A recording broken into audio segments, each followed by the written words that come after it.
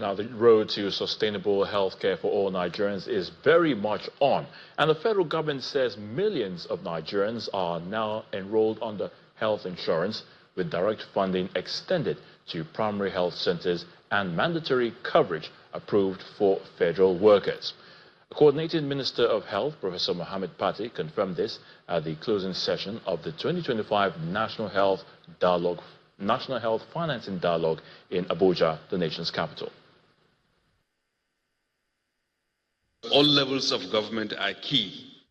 Federal government, our states, local governments, and we all must take a lead in financing and strengthening our healthcare system at a decisive moment when we are seeing the winds of change in the global financing or development landscape. And the last 8 months certainly had presented us with an important opportunity for reset in the face of still continuing massive challenges.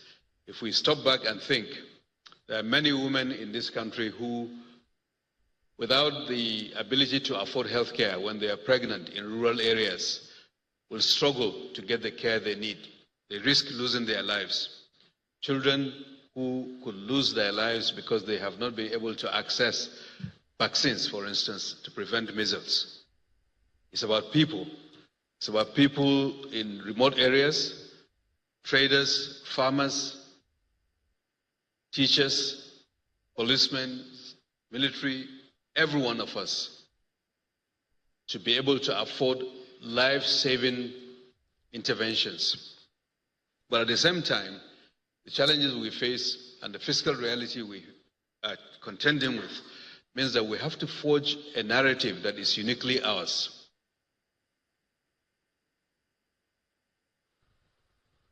And indeed, we'll bring you more on that story of the National Dialogue on Health Financing in the course of the bulletin. Meanwhile, the Imo State government, in collaboration with the federal government, has launched the Maternal and Neonatal Mortality Reduction Initiative. According to the state government, the program is aimed at reducing infants and maternal deaths while aligning with national and global health priorities, particularly Sustainable Development Goal 3 of the 2030 Agenda, which focuses on good health and well-being. Our correspondent, Itokwe Kute, reports. State health officials are seated in this hall in Owerri, Imo State capital, alongside development partners for the official launch of Maternal and Neonatal Mortality Reduction Initiative, MAMI. The initiative, which is jointly driven by the Federal Ministry of Health and Imo State government, adopts a 6-point approach to improve antenatal and postnatal services, deploy more community health workers in all 305 wards, use of technology to track high pregnancies, and more. There is no reason a woman should die giving birth to another life, and children shouldn't die from preventable illnesses. So we have gathered together today to roll out this program, MAMI,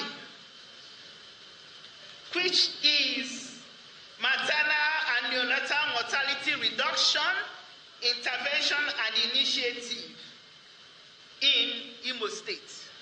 We are deploying evidence-based interventions, community-driven strategy, and technology-enabled solutions to ensure that no woman dies while giving birth or no child dies from preventable causes. For the federal government, the initiative underscores Nigeria's commitment to 2030 Agenda for Sustainable Development Goals, especially SDGs number 3, good health and well-being. The Minister for Health thought it very wise to leverage on the efforts that we have been making through the years and see how can we improve on already existing programs and make it better. And so we are here to launch the MAMI project that has to do with sector-wide approach to ensuring that maternal mortality is reduced. Some development partners describe the launch as a timely and strategic response to one of the most pressing health challenges in Nigeria. HSDF pledges its continued support to ensure success. Together, with all hands on deck, we can achieve the shared goal of reducing maternal and neonatal mortality in Imo State and beyond. For the federal and state governments, the Maternal and Neonatal Mortality Reduction Initiative, MAMI, is more than a health program. It's a partnership to safeguard the lives of mothers, protect children, and build a healthier future. Iyitopokute, Channels Television News. After weeks of protests over unpaid debts by the federal government, the Minister of Finance has assured Nigerians that indigenous contractors will begin to receive payments immediately. The assurance was given after a meeting convened by the Deputy Speaker of the House with the contractors in the Minister's office. The Accountant General of the Federation was also in attendance at that meeting. For some days, the indigenous contractors have been peacefully demonstrating, I must say, and under the leadership of the Right Honourable Deputy Speaker, Honourable Benjamin Kalu, we did hold quite a marathon meeting today where all the issues were discussed and a timeline was put in place, a way forward was mapped out, and I think all parties at the end of it left knowing that contractors would be paid for jobs done, and we have an orderly and a very, very systematic way of dealing with the backlog which had accrued over time. We had almost 4 hours engagement. They left here smiling. They left here smiling because we got the strategy in place. We got their concerns sorted.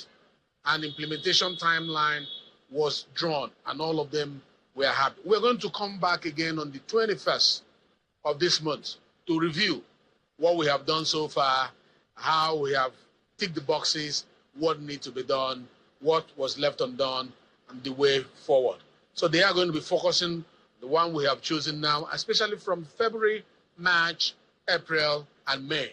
Those backlogged, they are looking into loading them. And I'm sure that this will stimulate the economy once more. This will help to strengthen so many areas of our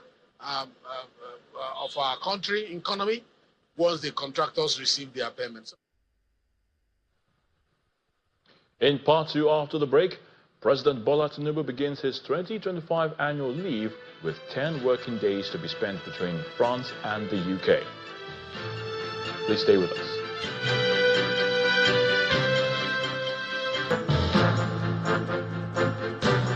Welcome back. If you've just joined us, you're watching the News at 10 live on Channels Television Lagos. A reminder of our top stories. Troops neutralize 13 suspected bandits in Benue and Plateau states. Millions of Nigerians now covered under federal health insurance scheme. That's according to the health minister.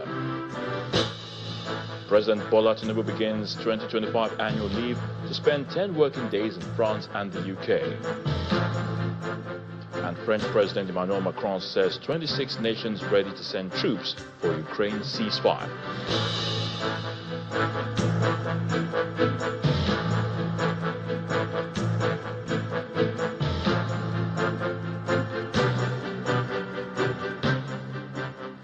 Now, earlier we brought you the story that the federal government now says that Nigerians under the federal health insurance scheme are fully covered, with Professor Mohammed Pate giving that revelation at the National Dialogue. We now bring you the report, and of course Benny Ark tells us all that happened at the event. The 2025 National Health Financing Dialogue ended in Abuja after 4 days of discussions on strengthening Nigeria's health system and expanding access to affordable care. Over 2,000 participants attended, including federal and state officials, parliamentarians, development partners, civil society, and private sector, with remarks from the World Health Organization and key ministers. Work that they have been doing. The aim is to turn policy discussions into practical reforms. Calls were made for Nigeria to raise public health spending to 20%, cut out pocket costs, and strengthen health insurance coverage. Nigeria leadership in health financing reform is not only timely, it is a visionary. At WHO, we believe that sustainable financing is the backbone of expenditure. It's a backbone of a resilient health system. This means increasing public health spending at least to 20% of the total health budget, reducing out-of-pocket payments to protect households. Out-of-pocket payment is recycling poverty. Strengthening our pooling and prepayment mechanism and using evidence, not instinct, to guide our decision. To address us. Ministers highlighted the federal government's commitment to both reforms in health financing. With the expansion of the Basic Healthcare Provision Fund and billions of naira that has been disbursed to thousands of primary healthcare centers, with the HOPE program supported by IDA, we're now seeing the BHCPF 2.0, which will add additional 4,000 facilities to benefit from the direct facility financing over the next several months, expanding the footprints of our primary healthcare system, working with states and local governments to ensure that Nigerians access the basic care that they need. Insurance is critical in giving Nigerians access to the health care they need when they need it. And I have no doubt that the scale and detail of this dialogue can only mean robust, actionable, implementable policy proposals that will make our healthcare investments not just possible, not just larger, but also sustainable. With these reforms on the way and global support, Nigeria's position in health as a national priority and a foundation for future growth. Benny Ark, Channels Television News. President Bola Tinubu has embarked on a working vacation in Europe as part of his 2025 annual leave. He was seen off this afternoon at the Nnamdi Azikiwe International Airport by the Secretary to the Government of the Federation, George Akume, Chief of Staff to the President, Femi Gbajabiamila, Imo State Governor Hope Uzodinma, Lagos State Governor Babajide Sanwo-Olu, and other senior government officials. According to a statement by the presidential spokesman, Bayo Ononuga, the vacation will span 10 working days. The president is expected to spend the period between France and the United Kingdom before returning to the country.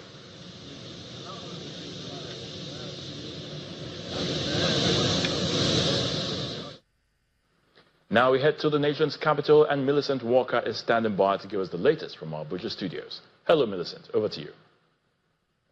Thank you, Ayotunde. Good to see you. Well, here we begin with a devastating flood that ravaged 7 communities in our local government area of Taraba State, where no fewer than 2,800 people have been displaced and 680 buildings affected. According to the state's emergency management agency, the damage occurred as a result of residents' refusal to vacate the floodplains despite repeated sensitization efforts by the agency. Officials of the Taraba State Emergency Management Agency are embarking on a tour to 7 communities in Lao local government area where flood disaster has caused significant devastation. Residential buildings, schools, worship centers, markets, farmlands, among others, were overwhelmed in the flood, leaving some residents to take safety on treetops. According to the National Flood Early Warning Center, 11 local government areas in Taraba State are expected to be affected, in addition to other locations across 13 states nationwide, owing to the expected rainfall between September 4 and 8, 2025. The State Emergency Management Agency is engaging communities living on floodplains, asking them to evacuate ahead of the intense flood.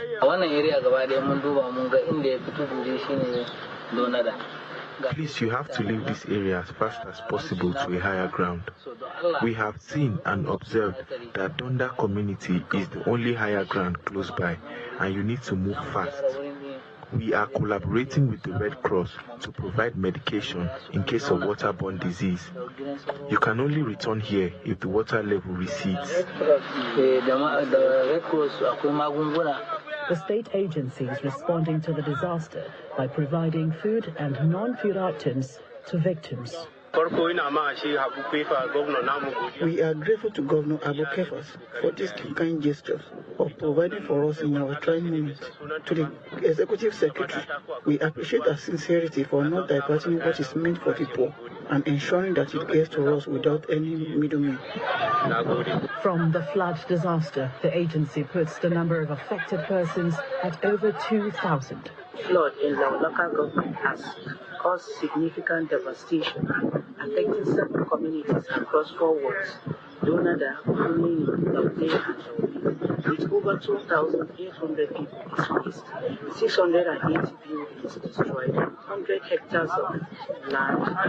Under the distinguished leadership of His Excellency, as part of State Emergency Management Agency efforts in responding to disaster.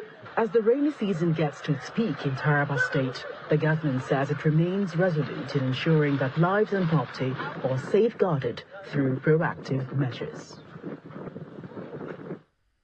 Meanwhile, more than 1,000 residents of Garinkolo community in a local government area in Yobe State displaced by the recent flood disaster are appealing to the state government to provide additional social amenities in their new settlement. The flood, which destroyed homes and farmlands, affected over 1,700 people. The victims, mostly peasant farmers, are lamenting challenges such as inadequate shelter, poor access to health care, and the lack of portable drinking water, among other needs. These are the victims of Garinkolo flood in Nangeri local government area of Yobe State. Some of them are lucky to be provided with tents, while others are waiting for the next support. However, their movement to this settlement have come with some concerns for the victims.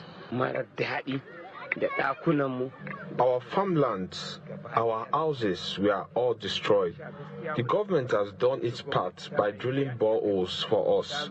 But sometimes, you cannot drink water because it is not good for human consumption. The Yobe State Agency and the Agro-Climatic Resilience in Semi-Arid Landscape are yet to hand over assorted farm inputs to 100 of the flood victims. The items handed over by the Acresol project coordinator includes sprayers, insecticides, pesticides, fortified rice, maize and millet seeds. Here in a Crystal, we have to actually come and augment what other agencies they have done. So currently, what we provided here today are some sprayers, so that most of them are farmers. They can use it in their farm. Power 44 rice seed, which happen to be the best, wheat seeds, and other support to actually make them feel comfortable, and that the Yobe Crystal is behind them, the Yobe State government is behind them, so that actually they should not be the brunt alone. The village head of Garinkolo thanks the Yobe State government and other partners for providing relief materials for the members of his community. I want to thank the governor down to our councillor. We are grateful for what they did to us. The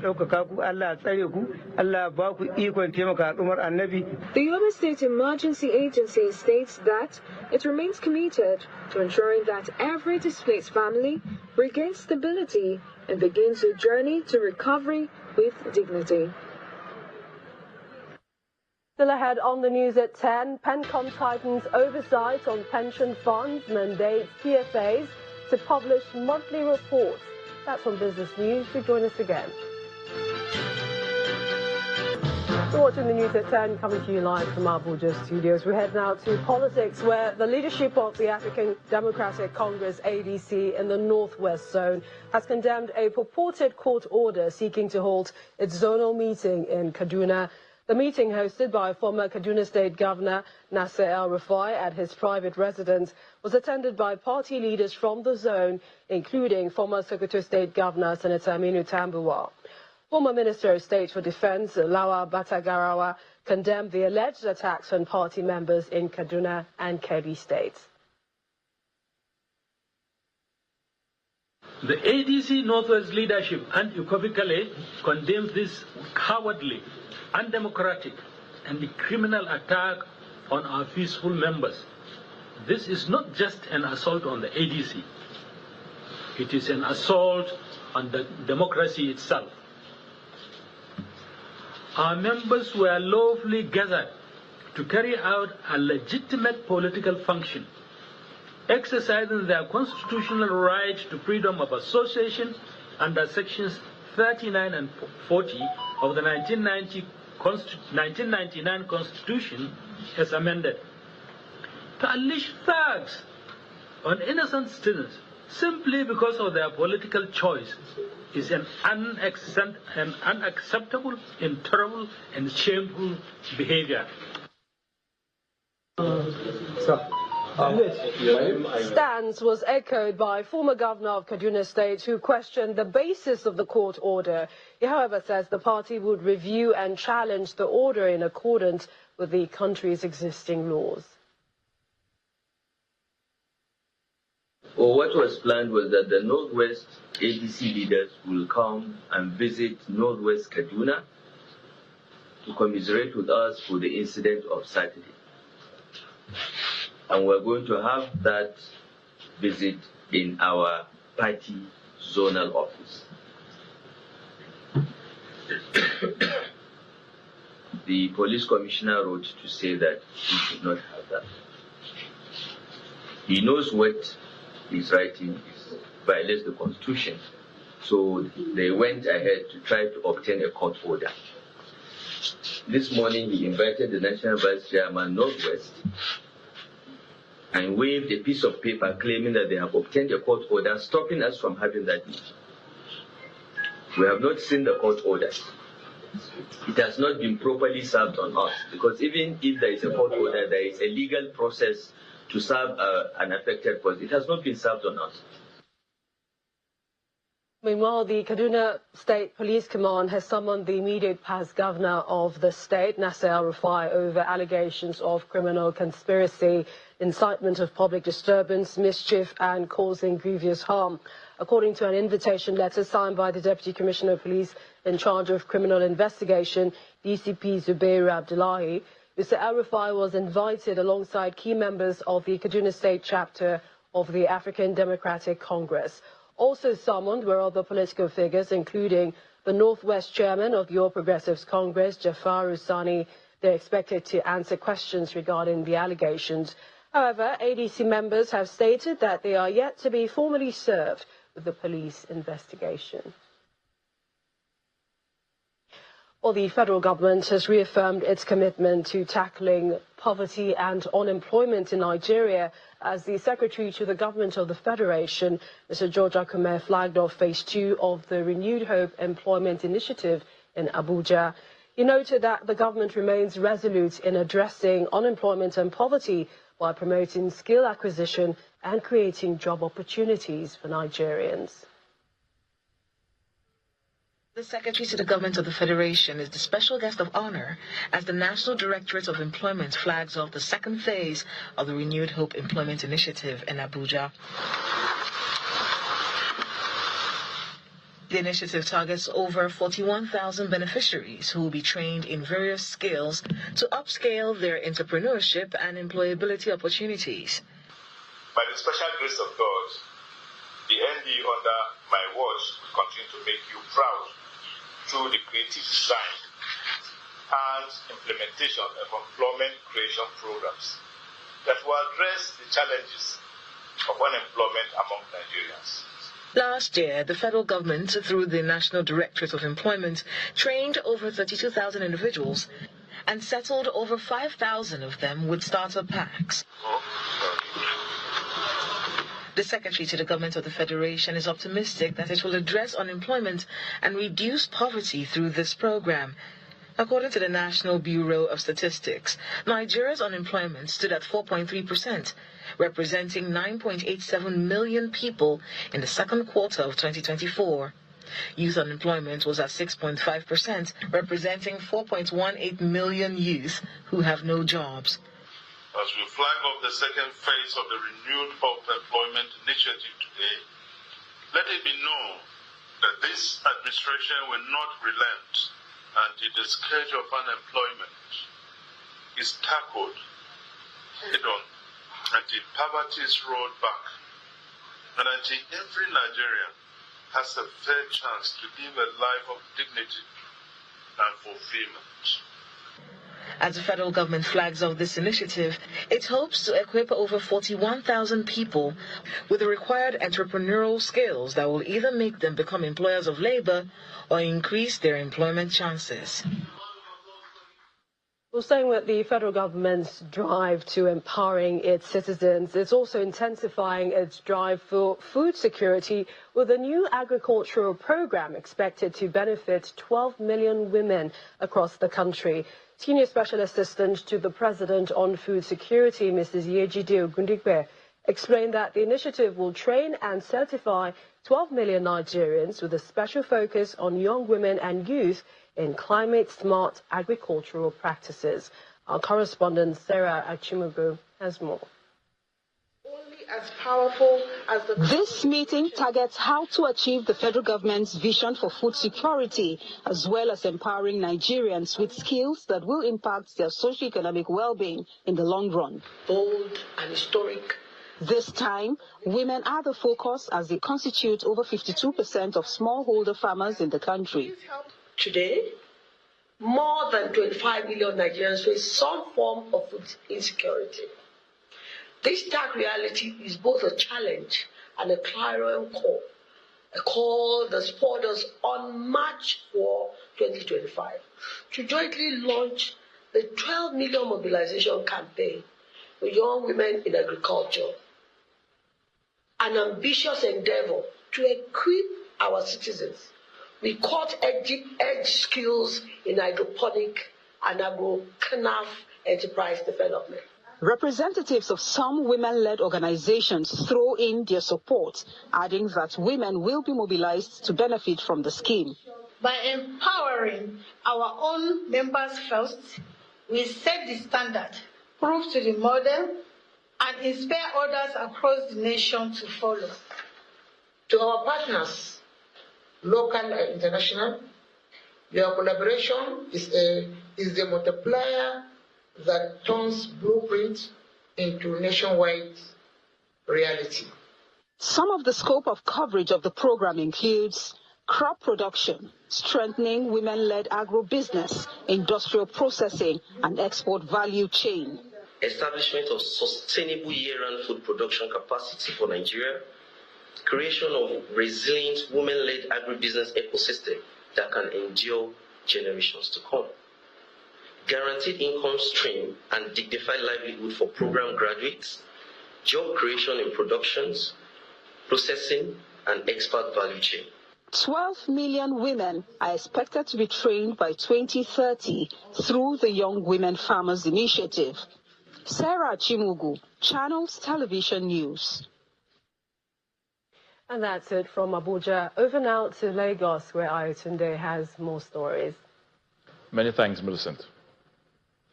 In Kogi State, Governor Usman Ododo wants Nigerians to support President Bola Tinubu's administration in tackling the economic challenges confronting the nation. He made the appeal in Lokoja during the flag-off of the conditional cash transfer scheme for female students under the Adolescent Girls Initiative for Learning and Employment Project. Students and parents gather at the class hall of Government House, Lokoja, for the flag-off of the conditional cash transfer scheme for female students in the state. The initiative is one of the pet projects of Governor Usman Ododo's administration. The scheme encourages parents to send their daughters to school instead of engaging them in street hawking. It also aims to reduce the number of out-of-school children in Kogi State. In his address, Governor Ododo describes the Agile project as a demonstration of his resolve to ensuring that every girl child has access to safe and quality education. From primary school to your secondary school is free education. Any principal that is asking you for any exam fee, please let us know. Commissioner.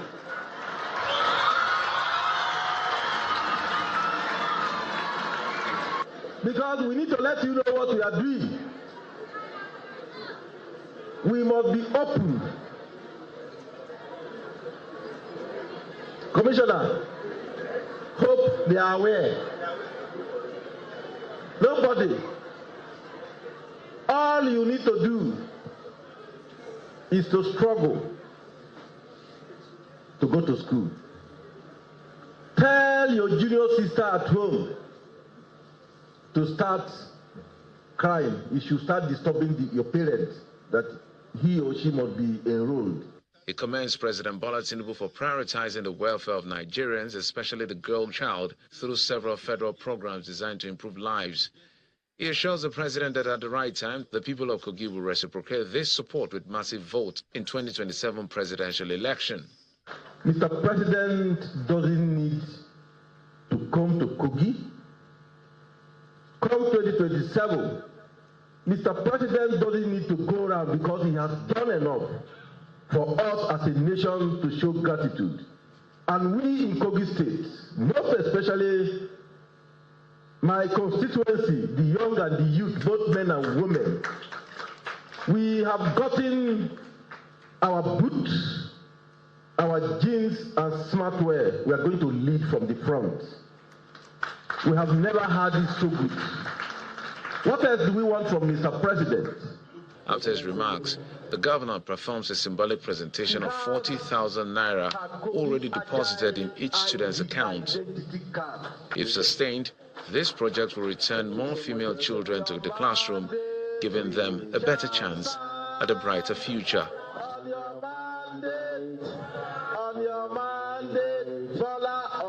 Right about now, Dominic is standing by to give us the latest in the world of business. Dominic.